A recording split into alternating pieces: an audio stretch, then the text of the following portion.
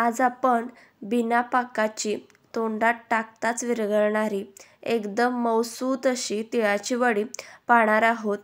एकदम साधी सोपी पद्धत आहे। चला तर मग रेसिपीला पटकन सुरुवात करूयात। तर येथे मी 1 वाटी तीळ घेतलेला आहे। आता ते मंद गॅसवर चांगलं भाजून घ्यायचं आहे। साधारणतः 2 ते 3 मिनिटं लागतात। तुम्ही जर या चॅनलवर नवीन असाल तर प्लीज अशाच नवनवीन रेसिपींसाठी चॅनलला नक्की सबस्क्राइब करा। बेल आयकॉनवर क्लिक करायला विसरू नका, म्हणजे येणाऱ्या नवनवीन रेसिपींचे नोटिफिकेशन तुम्हाला मिळत राहील। तर इथे 2 ते 3 मिनिटं झालेले आहेत। ते चांगले भाजून झालेले आहेत। आता ते मिक्सरच्या भांड्यामध्ये काढून घ्यायचे आणि बारीक असे वाटून घ्यायचे। थोडे ओबडधोबड असे वाटले तरी देखील चालतील। आता त्यानंतर त्यामध्ये अर्धी वाटी भाजलेले शेंगदाणे घालायचे आहेत। ते देखील अशाच पद्धतीने वाटून घ्यायचे आहेत। आता नेक्स्ट स्टेपमध्ये एका कढईमध्ये येथे 1 मोठा चमचा तूप घ्यायचं आहे।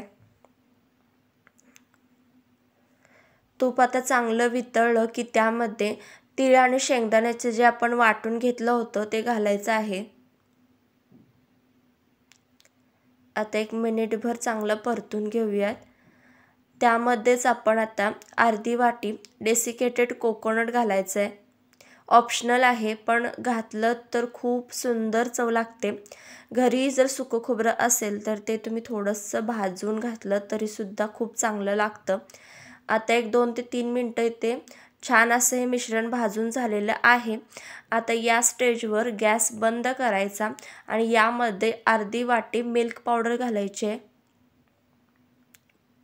म्हणजे त्याची जी गरमी आहे त्याच्यामुळे मिल्क पावडर एकदम चांगली मिक्स होईल आणि याने खूपच सुंदर टेस्ट लागते।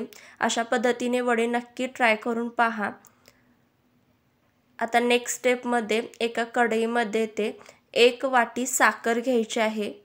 त्यामध्ये 1 वाटी पाणी घालायचं आहे। तर इथे आपण कोणताही पाक करणार नाही आहोत, फक्त त्या मिश्रणाला चिकटपणा येण्यासाठी येथे हे आपण वितळून घेणार आहोत साखर। आता 2 ते 3 मिनिटांनंतर साखर चांगली वितळेल आणि या मिश्रणाला चिकटपणा येईपर्यंतच आपल्याला हे शिजवून घ्यायचं आहे। इथे कुठेही आपल्याला 1 ते 2 तारी पाक करायचा नाही आहे। तर हलकं मिश्रण चिकट झालेलं आहे। या स्टेजवर आता आपण जे आपण भाजलेलं तीळ, शेंगदाणे आणि डेसिकेटेड कोकोनट होतं ते यामध्ये घालायचं आहे। आता एकसारखं हलवत राहायचं आहे। जसजसं आता हे पुढे जाईल तसतसं हे मिश्रण आळत जातं आणि एकजीव होऊन गोळा होतं। तर इथे मस्त असा गोळा तयार झालेला आहे। आपण चेक करून पाहूयात। तुपाचा हात लावायचा आणि अशा पद्धतीने मिश्रण गोळा होत असेल तर इथे आपलं मिश्रण तयार झालेलं आहे। आता इथे एका ताटाला मी तूप लावलं होतं। हे मिश्रण पटकन त्यामध्ये घालायचं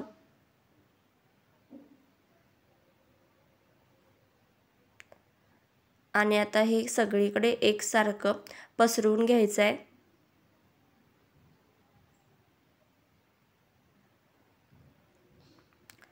अतिशय पौष्टिक अशी वडी आहे आणि ही अशा पद्धतीने जर तुम्ही करून पाहिलीत तर खूपच चवीला अप्रतिम लागते।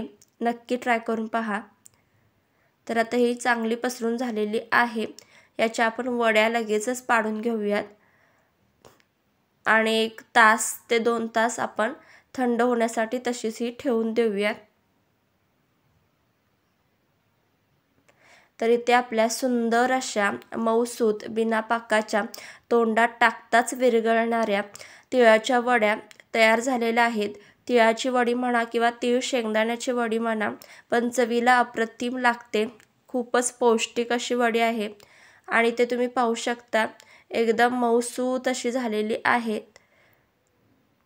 तर तुम्हाला ही रेसिपी कशी वाटली कमेंट करून नक्की सांगा। व्हिडिओ आवडला तर लाईक शेअर करायला विसरू नका।